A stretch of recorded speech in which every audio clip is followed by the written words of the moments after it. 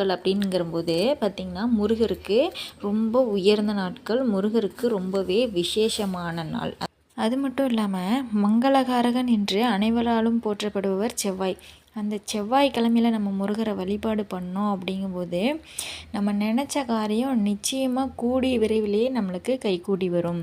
விரதம் அப்படின்னாவே தெரியும். நம்ம வீடெல்லாம் சுத்தம் பத்தம் பண்ணிவிட்டு குளிச்சுட்டு நம்மளும் பூஜை அறையெல்லாம் சுத்தமாக க்ளீன் பண்ணிவிட்டு பூ பொட்டெல்லாம் வச்சு சாமிக்கு அலங்காரம் பண்ணிடுவோம்.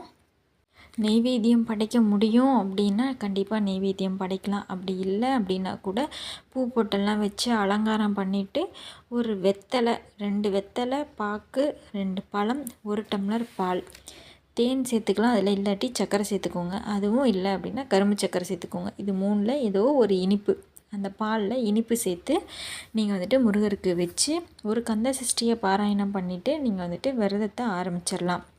உங்களால்